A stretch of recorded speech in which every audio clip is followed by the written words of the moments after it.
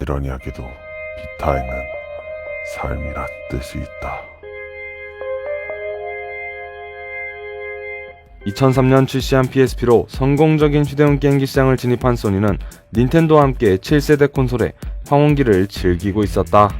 그렇게 황혼기 속 두 회사는 여러가지 파생 상품과 독자 규격을 이용하여 게이머들의 지갑을 탈탈탈 털어갈 때쯤 애플에서 공개한 아이폰을 시작으로 휴대용 게임기 시장에는 커다란 변화가 찾아오게 되면서 소니는 PSP 후속기 개발에 더욱더 박차를 가하게 된다. PSP 후속기 개발에 한창 열을 올리던 소니는 앞서 발매된 애플의 아이폰과 아이팟 터치를 전혀 경쟁 상대로 생각하지 않았었다. 고작 핸드폰과 mp3 따위가 어떻게 게임 시장을 위협한단 말인가. 하지만 아이폰 3GS를 기점으로 비약적으로 높게 발전하면서 휴대폰 게임의 퀄리티는 점점 높아지게 되었고 휴대용 게임기 시장을 충분히 위협할 만한 괴물로 성장하고 있었다. 거기에 구글의 안드로이드가 오픈소스 형태로 시장에 참전하니 스마트폰의 보급률이 높아지며 점차 휴대용 게임기 시장은 외면받기 시작했고 그래픽 좋고 몰입감 있는 게임은 집에 가서 거치형 콘솔로 즐기면 됐었고 출근이나 점심시간 등 잠깐의 휴식시간에 짧게 즐길 수 있는 모바일 게임을 사람들이 선호하게 되며 생활의 방식이 변화하게 된 것이다. 이에 소니는 그래픽만 좋은 것이 아닌 현 세대 스마트폰에서 경험할 수 있는 다양한 기능들을 넣기로 결정한다. 그리고 2009년부터 PSP2라는 가칭으로서 소문이 들리기 시작하더니 개발자들에게 개발 키트를 제공했다는 이야기도 나오며 사람들의 기대감에 더욱 불을 지피게 된다. 그렇게 시간이 흘러 2011년 1월 27일 플레이스테이션 미팅을 기획하고 이곳에서 비타의 초기 프로젝트명 NGP를 공개한다. NGP의 디자인은 루머로 존재하던 것과 유사하였고 가장 큰 특징으로 조이스틱이 두 개로 바뀌게 되며 듀얼쇼크의 배열을 따라가게 되었다. 전체적인 디자인은 전작 PSP를 잘 계승했다는 평가를 받았으며 스마트 시대에 따라 전면과 후면에 터치 스크린이 추가되었고 디스플레이는 무려 5인치 OLED 삼성 패널이 들어가게 되었다. 해상도는 960에 544로 당시 발매된 아이폰4의 레티나 디스플레이급 해상도를 자랑했으며 CPU는 코어텍스 A9 기반 쿼드코어로 램은 삼성전자의 512메가를 탑재하였고 그래픽은 아이패드2에 들어간 SGX 543MP를 커스텀한 칩이 들어가게 된다. 성능은 두말할 것도 없었다. 플레이스테이션 미팅 이벤트 때 깜짝 등장한 메기솔의 아버지 코지마 히데오는 플스3의 메인 타이틀 메탈기어 솔리드 4의 3D 모델을 NGP로 구동하며 많은 게이머들에게 차세대기의 성능을 보여주었고 PSP가 플스2급의 그래픽을 누렸던 것처럼 NGP에서는 플스3에 버금가는 그래픽을 볼 수 있다는 소니의 자신만만한 깜짝 이벤트였던 것이다. 본인 또한 그 당시 메기솔4 시연 영상을 보면서 굉장히 신선한 충격을 받았었다. 시대의 흐름에 맞추어 카메라 또한 장착하여 AR 기능을 지원했고 GPS와 자이로스코프 센서 등 당시 스마트폰의 기술들을 대량으로 집어넣으며 정말 소니스러운 제품이었다. 또한 전작에 있던 후라이팬이라 불리우는 UMD는 버려지고 플래시 메모리 형태의 카트리지로 대체되게 되었고 같은 해인 2011년 6월 E3 게임쇼에서 NGP의 정식 명칭으로 모두가 예상한 PSP2가 아닌 의외의 이름인 플스 비타로 확정되게 된다. 정식 발표된 플스 비타에서 비타는 이탈리아어로 삶이란 뜻이 있는데 디스 인사이드 게임 갤러리에서 한 유저가 쓴 글에 달린 댓글이 발단이 되면서 비타의 밈으로서 선풍적인 인기를 끌기도 하였다. 아무튼 소니는 2011년 12월 17일 출시를 약속하고 차세대 휴대용 게임기를 맞이하기 위한 준비를 하는 중이었다.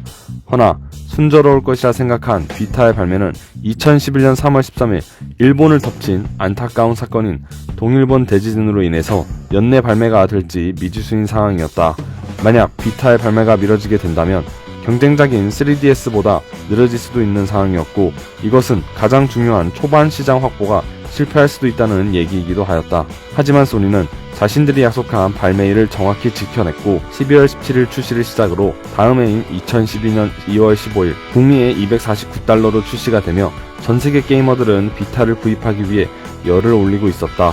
거기에 다양한 런칭 타이틀은 판매의 가속도를 올렸고 특히 같이 발매된 언차티드는 비타의 성능이 거짓말이 아님을 보여주는 엄청난 그래픽을 보여주었다.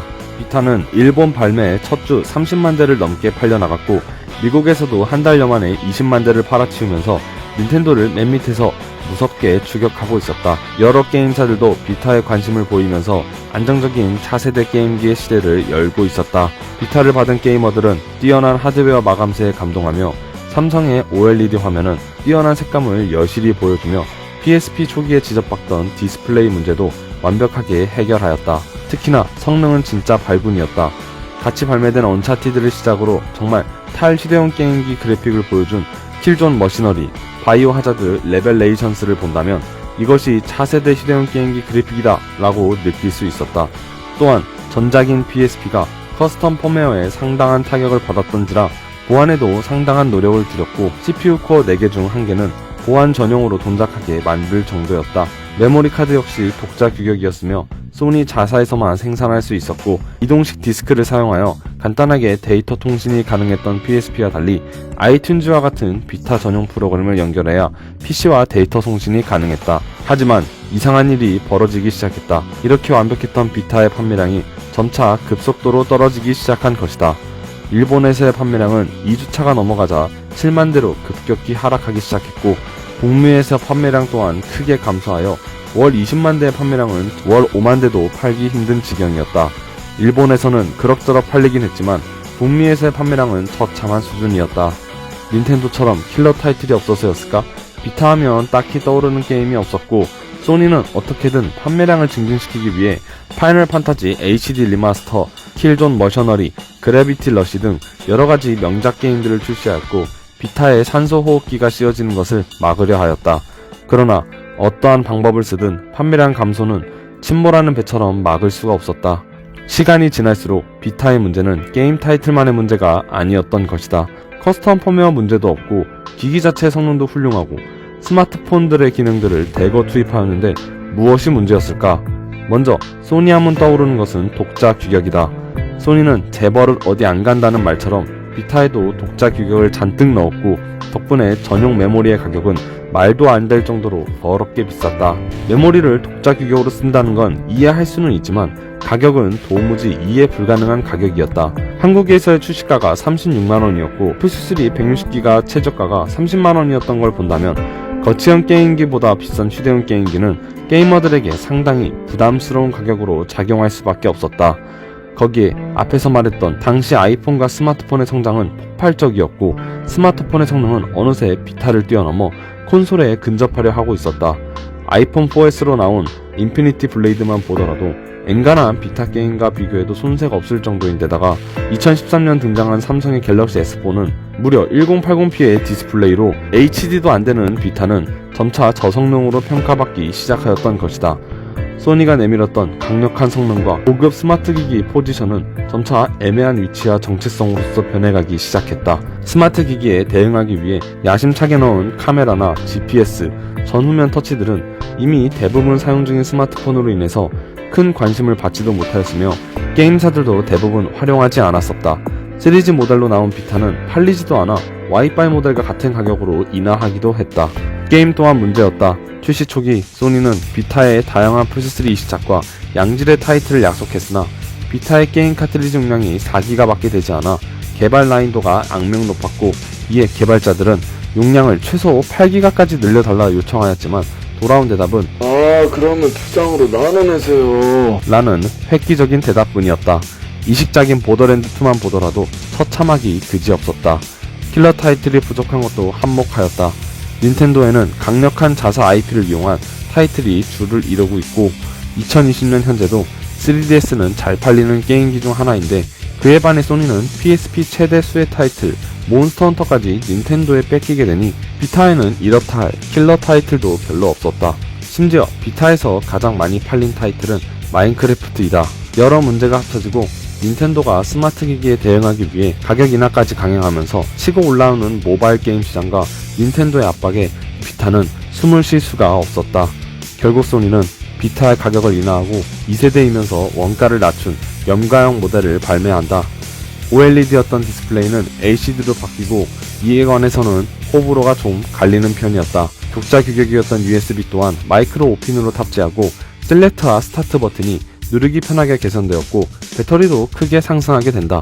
가격 또한 199달러로 인하되니 닌텐도 3DS와 비슷한 가격대를 형성할 수 있었다. 그래도 안 팔렸다. 거기에 소니 월드와이드 스튜디오 부사장으로 취임한 요시다 슈에이가 2014년 언론과 인터뷰에서 비타를 포기하는 뉘앙스의 발언을 하면서 비타를 가지고 있던 유저들은 소니가 비타를 버렸다는 우려가 커지게 되고 비타의 유저들도 등을 돌리고 있었다. 그래도 비타가 플스4의 리모트 기능과 인디게임에 대한 지원이 좋았기에 산소호흡기라도 달고 있는 실정이었지만 비타의 사망은 시간 문제였다. 2017년까지 플스 비타의 전세계 판매량은 1400만 대로 추정되는데 전작 PSP에 비하면 5분의 1도 되지 않는 실정이었다.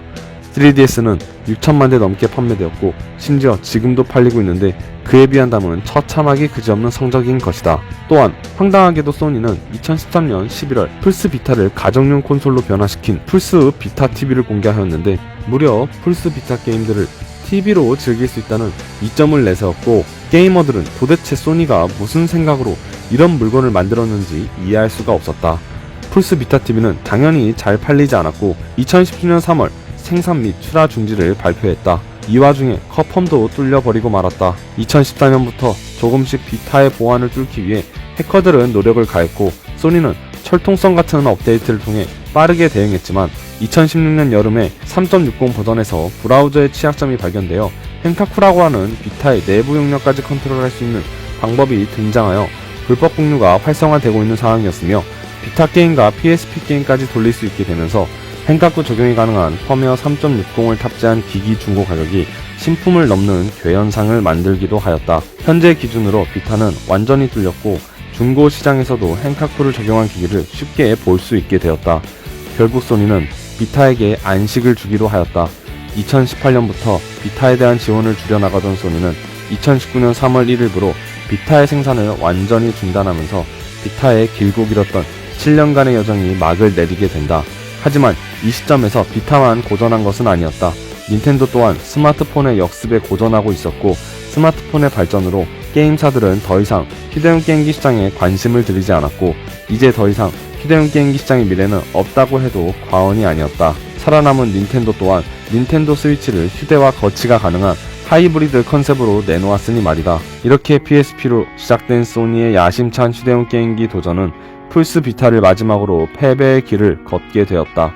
결국 승자는 2004년 이후 다시 시장을 장악한 닌텐도가 되었고 현재 소니는 가정용 콘솔에 집중하고 있으며 휴대용 게임기 대신 스마트폰을 이용한 리모트 연결에 집중하고 있는 형태이다. 일말에서는 소니가 비타의 후속기를 낼 수도 있다는 소문이 돌고 있지만 소문이 현실화되기에는 이미 시대는 완벽하게 변해버렸으며 우리는 핸드폰으로 엄청나게 다양한 게임을 즐길 수 있고 구글의 스테디아와 같이 굳이 강력한 성능의 칩셋이 없더라도 클라우드 게이밍으로 좋은 그래픽의 게임을 즐길 수 있는 시대이기 때문이다. 하지만 우리에게 많은 추억과 감동을 안겨주었던 PSP를 생각해본다면 소니가 다시 한번 휴대용 게임기를 내줬으면 하는 바람은 지워지지 않을 것이다.